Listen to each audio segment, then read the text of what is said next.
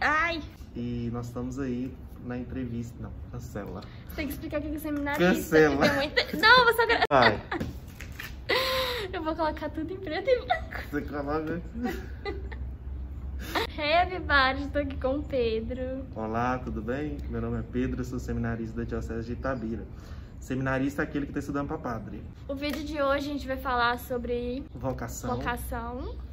O que é, enfim, esclarecer as dúvidas aqui, porque ele sabe tudo, eu não sei nada, então a gente vai esclarecer várias dúvidas. Mas antes de começar o vídeo, já deixe seu like, se vocês querem ele de volta aqui no canal. Siga a gente nas redes sociais, eu vou deixar aqui na tela e aqui na descrição. E se inscreva aqui no canal se vocês ainda não forem inscritos. Vocação é um dom de Deus que foi derramado a cada um de nós através dos nossos talentos. Cada um tem um talento. Umas pessoas têm o talento de cantar, outras pessoas têm o talento de, no dia a dia, se expressar com as pessoas, de acolher as pessoas.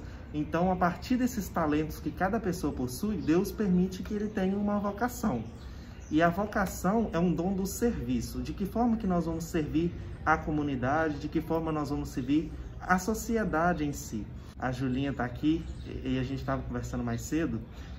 O que é a vocação, né?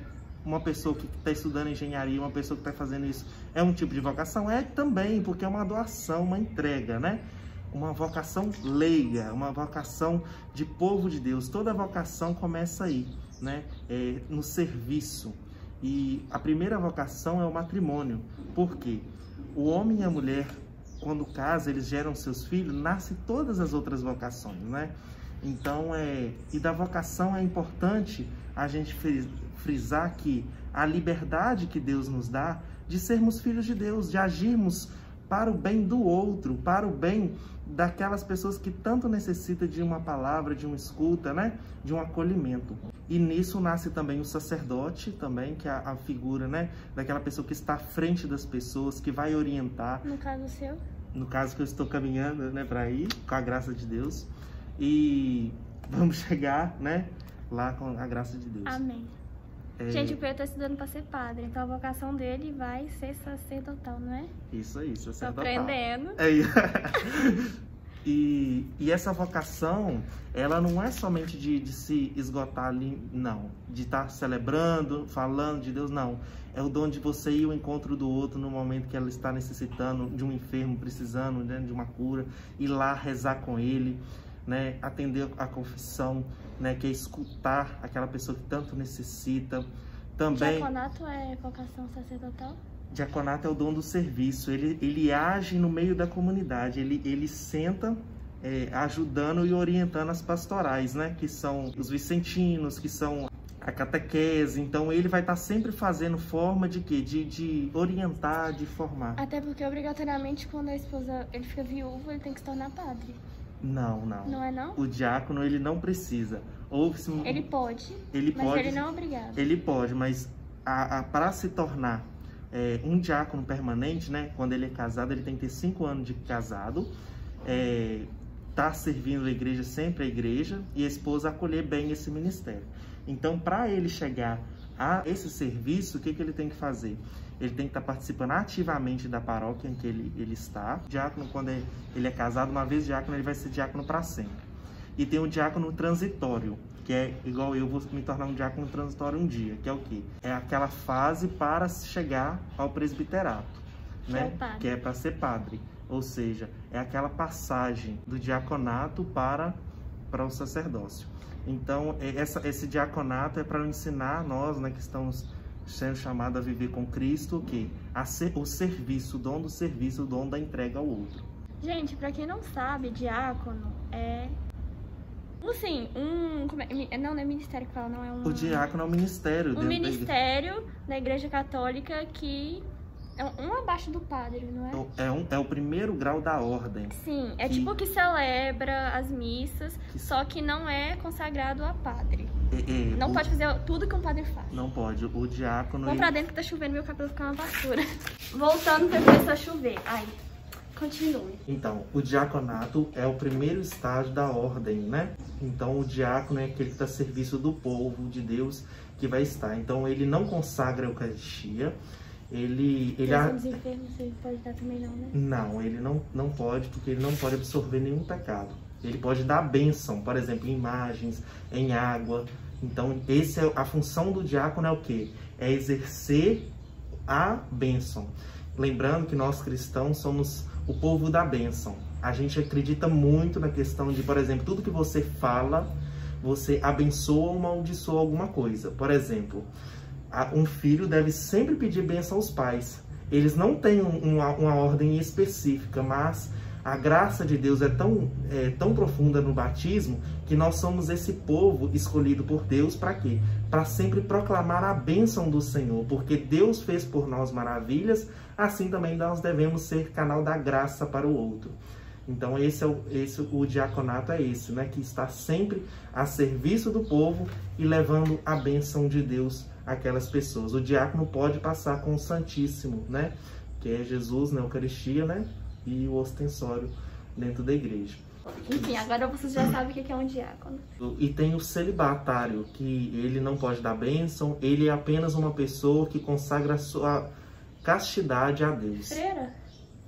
Então, os religiosos e os padres, né, as freiras, né, eles fazem um voto de celibato, que é o quê?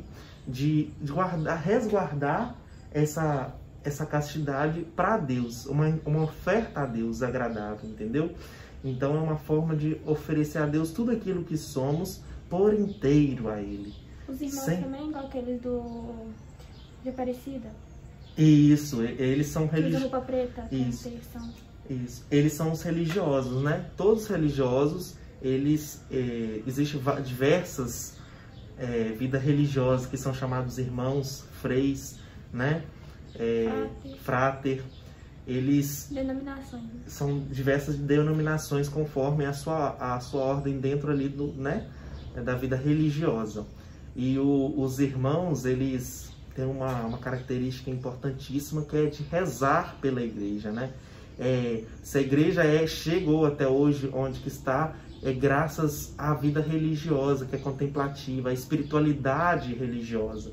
Então, cada uma possui, né? Por exemplo, os franciscanos, os beneditinos, o salesiano, o Carmelo, né? O Carmelo tem uma história linda, né? Até porque o Carmelo, elas vivem como entre parentes presos, né? Mas é porque elas querem. É uma opção de vida, né? Elas não estão ali porque elas são obrigadas, ninguém amarrou ninguém e falou assim, não, você tá ali, não. É uma oferta mesmo a Deus de vida em comunidade. Eu já morei em comunidade e... Gente, morou no Cordeiro de Deus, né? Eu morei numa comunidade de vida, né? Uma comunidade para leigos, mas foi uma comunidade tipo a Canção Nova, essas assim, foi na Cordeiro de Deus. Eu lembro. Foi uma fase assim, muito positiva da minha vida. Gente, Cordeiro de Deus é uma comunidade que tem aqui, que as pessoas moram pela fé. E tudo que conseguem é pela fé, então é de doações, não é? Isso. Enfim, só pra explicar mesmo. E essa comunidade tem como um prol da formação. Vai ter um jovem, vai querer fazer um retiro espiritual. Então, esses encontros são muito beneficentes para a espiritualidade de uma diocese. Então, as novas comunidades assumem um papel muito importante também, né? Eles são chamados de leigos consagrados. Aí entra a vocação também. É a vocação de leigos consagrados. Aí entra a vocação de novo. De leigos consagrados, que são aquelas pessoas que dedicam, né?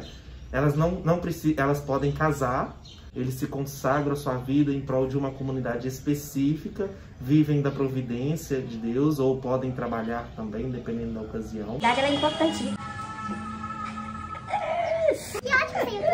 Tem um padre na nossa igreja, que ele era padre na nossa igreja, e ele fazia, né? Principalmente é psicologia, não era? Psicologia? Não é direito, né? Não? Não sei. Tem padres que estudam direito, outros estudam psicologia. Isso tudo mesmo para servir ao povo de Deus. Porque diante de uma comunidade, muita gente chega na hora da confissão, não vai mesmo falar dos seus pecados, vão falar de problemas. O padre é importantíssimo, às vezes, ele estudar, fazer um curso a mais, porque ele pode gerar várias oportunidades para o povo de Deus, que muitas vezes, ao ir numa confissão, ele não vai falar propriamente do pecado dele, ele vai fazer o quê? Um direcionamento espiritual. E esse direcionamento espiritual, o padre eles tem que estar preparado para quê? Para escutar e acolher aquele fiel, aquela pessoa que está ali, né?